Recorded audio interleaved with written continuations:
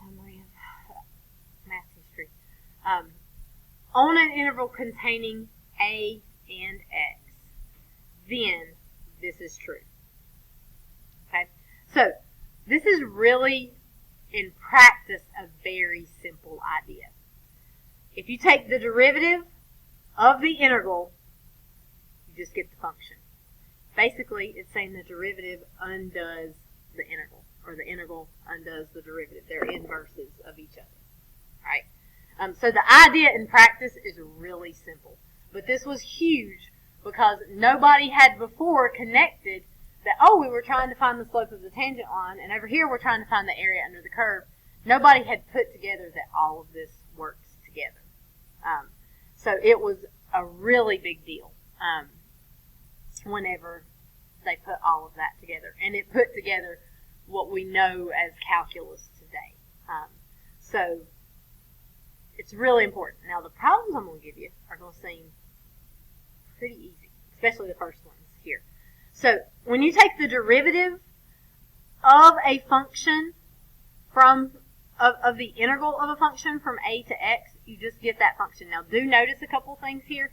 Notice right here I've got a t and a dt. The t and whatever you have the dt of, those two need to match. And they're going to be different from the x right here. Now, this is not always a t. It could be an a, it could be a k, it could be a z, it could be anything. But these two right here will match, and they will be different from this variable right here. Okay, I should have put here a is a constant. So a has to be a constant for this to be true.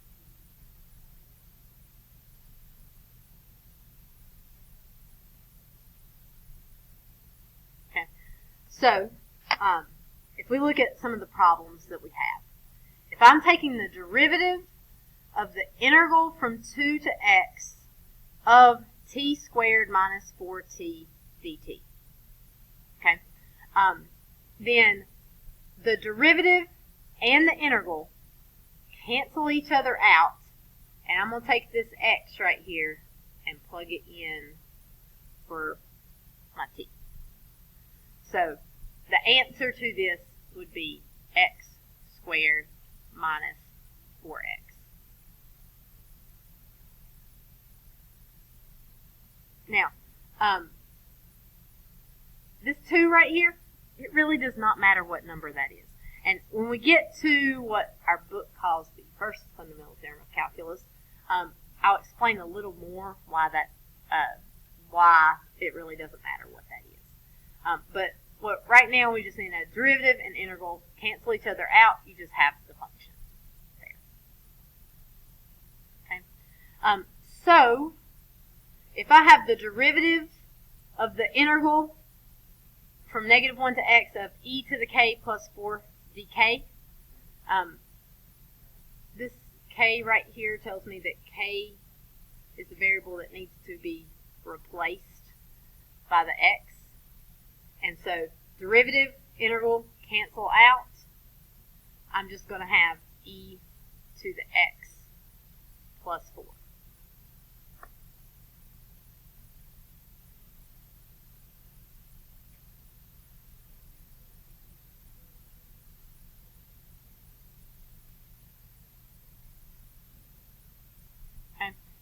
So pretty much whenever you do this, you're just replacing your variable with your x. Now, these can be a little more complicated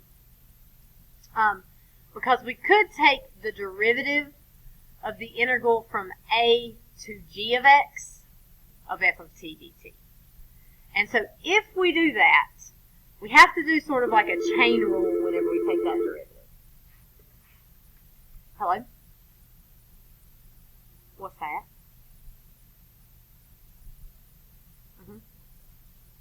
How'd you do it?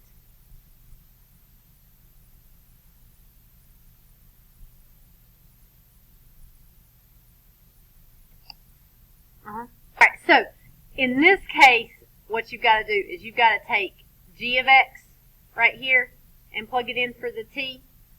And then you're also going to have to multiply by the derivative of g of x. So it's like a chain rule that you have to do here. So you would have f of g of x times g prime of x.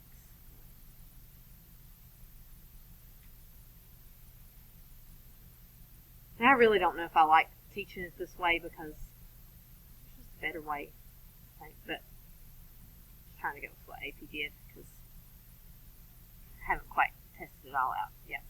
You're my guinea pigs on this stuff. So if we look at a example here with actual numbers, this still that number right there still has to be a constant, so it can't be an x or anything with an x in it. We're going to take x squared and we're going to plug it in for all of the a's. Alright, so that is going to give me x squared minus x squared squared over 4x squared. But then I have to multiply this by the derivative of x squared because it's a chain rule. I could have used the same rule on the last ones, because what is the derivative of x? It's just 1, so I'd get the same thing I was getting using that other rule. So if I simplify this, let's see, this x could cancel with one of these x's. That 2 could reduce with that.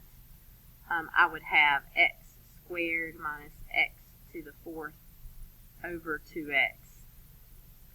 I could factor out an x out of the top, so I'd have x minus x to the 3rd over 2x, and one of those x's would cancel, so I would get x minus x to the 3rd over 2.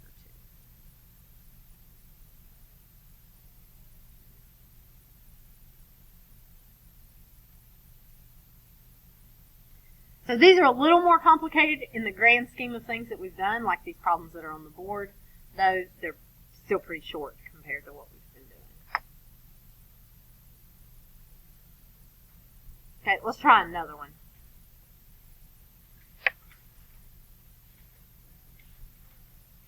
Okay, so if we did number 4, derivative and integral cancel each other out, but we must take whatever number we have, whatever variable we have here, we've got to plug it in for our t. So we would get 8 times the square root of x squared minus 4. Then we would also need to multiply that by the derivative of the square root of x, which, remember, that square root of x is x to the 1/2. So the derivative would be 1/2 x to the negative 1/2. And so that would just be 8x minus 4. And then this is 1 over 2 root x, so we'd have a 2 root x on the bottom.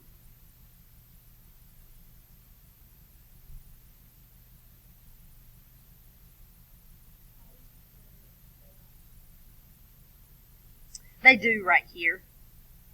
So these cancel, and you get that 8x. But this x to the negative 1/2 right here, you've got to move it down to the bottom. So you'll have that 2 from the 1/2 goes down here, and the x to the 1/2 is going to be the square root of x. So that's where that came from. I guess we could reduce this one also because you got 8, 4, and 2.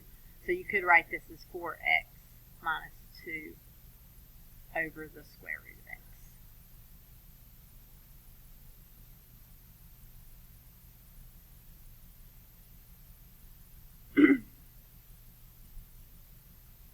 Okay.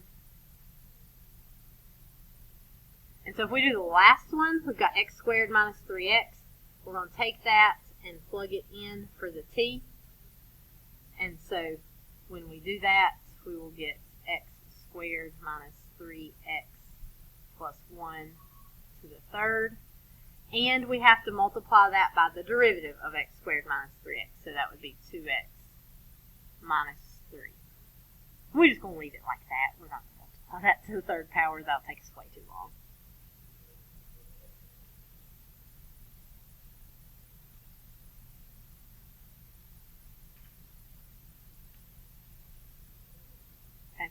Questions? Okay. Let's look at what this looks like for application. So AP questions that you might see.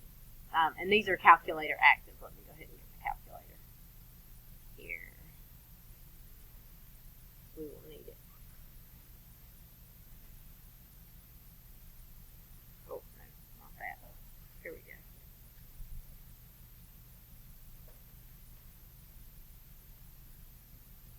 Okay, so these actually have very little, algebra parts that have to be done. So it says let f be the function given by f of x equals the integral from -2 to x of g of t dt, where g is a differentiable function. The table above gives selected values for f, g, and g prime. If h is the function given by h of x equals 2x plus sine x, for what value of x is h equal to f prime of 2? So this can about make your head swim with all the different functions that they've thrown in there. But what they're wanting here, this is the last part, we want to know when h of x equals f prime of 2, which means we need to find f prime of 2, right? So they tell us f of x equals the integral from -2 to x of g of t dt. Okay, so we want to know f prime of 2. So if we take the derivative of this, we'll get f prime of x equals, if we take the derivative of this side over here, if we take the derivative of the integral, what do we get? Just g of x. And so if we're finding f prime of 2, that would be g of 2, which, if we look at our table, g of 2 is -2.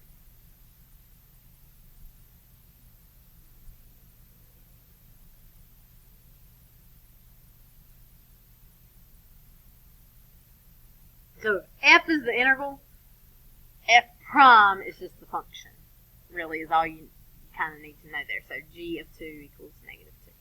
And so we're just wanting to know now where h of x equals -2. And this is calculator active, thank goodness. Let's see if solve will work, because it is easier. 2x plus sine x. Ooh, no plus. 2x plus sine x equals -2 comma x. Let's see what happens. I bet I should hit the green button.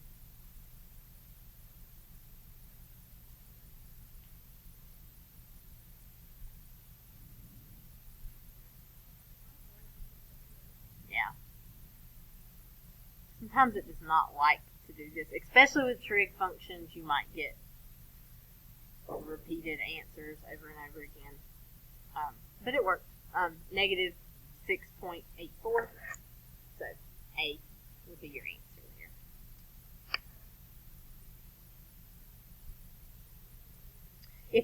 If you can't get solve to work, you can always graph 2x plus sine x and y equals -2 and just see where they cross.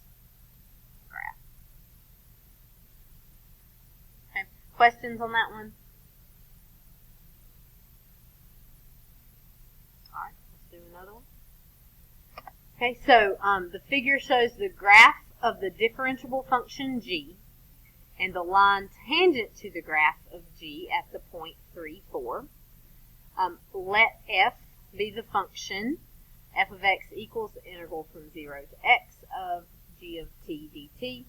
Let h be the function with the first derivative, h prime equals this stuff. If the line tangent to the graph of h at x equals a is parallel to the line tangent of the graph of f at x equals 3, what is the value of a? Okay, so again, you've got to sort through a lot of things that it's asking here. But a lot of times I find it helpful to start at the very end because that's where the question is at. So it wants to know the line tangent to the graph of h. What at x equals a? What would give us, well, let's see, and the line tangent to the graph of f at x equals 3. I know that these two are parallel. What do we know about parallel lines? They have the same slope. So what would give me the slope of the line tangent to the graph of h at a? What? Not f for this one because this one is h right here. So h, they gave us h prime right here. So we're looking for h prime of a needs to equal line tangent to the graph of f at 3. And there we would be looking, this one will be looking for f prime of 3. So these two are going to be equal. We got to find that f prime of 3 first. And so f of x is the integral from 0 to x of g of t dt. So what is f prime of x? It's just g of x. Because if we take the derivative of both sides, we're taking the derivative of the integral, which gives us just the function. Right?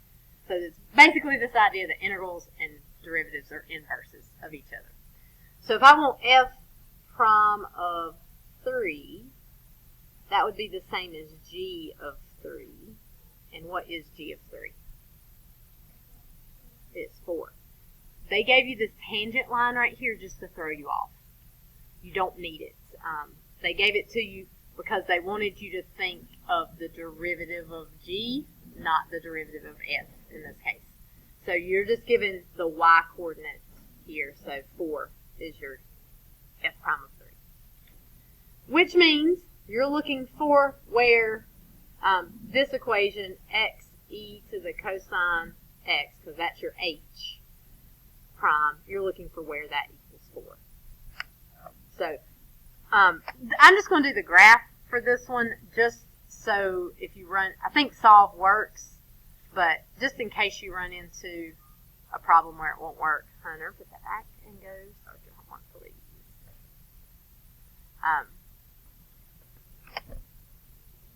Sorry about that. You have no lunchbox left. Brown paper bag, I guess. Second lunchbox. Oh, come on. Oh, I'm hitting the wrong thing. Cosine of x. Alright, so I'm going to put this in y1. I'm going to put 4 in y2. If I just look at my answer choices, I've got from like 0 up to about 5. So I'm going to set my window from 0 to 5 to make sure I can see it. And if you graph it, right here is my intersection. So you could just find that intersection because we're short on time. If I look here, you probably would need to actually find it, but it's going to be that 4.577 there. You can also use solve. I just wanted to show you another option if you can't get solve to work correctly. All right, and we're going to do our last one. It's pretty quick. Okay. So a pump allows water to flow into a tank at a rate of 3 times t liters per minute, where t is time in minutes since the pump was turned on. Which of the following defines a function that measures the accumulation of water in the tank during the time period from 1 to x as the variable x moves along the t-axis as shown in the figure? So R here is the rate at which the water is changing in liters per minute. So this is liters per minute. Somebody let Chase in there, please. And this would be minutes on the x-axis. So if we want to find how much that has changed, We are going to look at the area underneath that curve. Thank you, Chase. We're going to look at that area underneath the curve. And to do that, we find the symbol, that integral symbol, and we would go from 1 to x of 3t dt, because that is the equation. Well, 3t, that part's the equation. You just have to put the dt over here because that tells you what your variable is that you would be integrating by. And then, so that would equal f of x. So d would be the answer there. Okay. So, your assignment tonight is to do 330, 85 through 96. Those problems are going to be like the first ones we're doing, where it's just asking you take the derivative of an integral. And then you've got 3 more problems that are similar to the ones that we did on here. You're going to do those as well. So those last 3 slides do those problems. Now, I do need to make sure I didn't give you something crazy you can't do. Oh, hold on. Let's take a couple of these off, because I've given you a couple you can't do. All right, let's see. Let's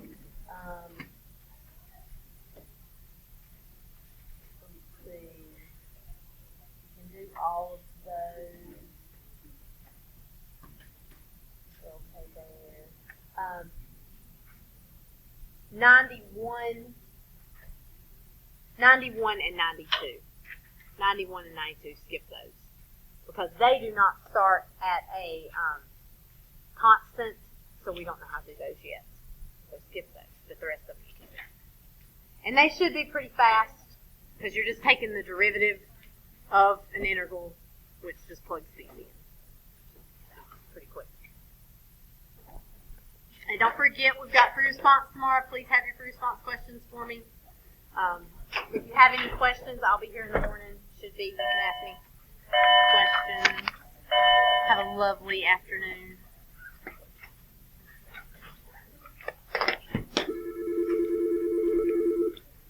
Hello? Okay. I'll be down there in just a second. Coach Wood and I are coming up with mathematical discoveries, just like real mathematicians. Actually, we're finding shortcuts to try to help our Math 1 kids with Desmos.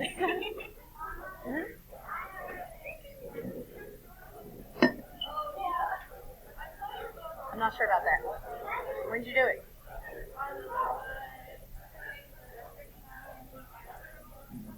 Alright, well, you ready to get each other? Work done. Desmond. Let's see.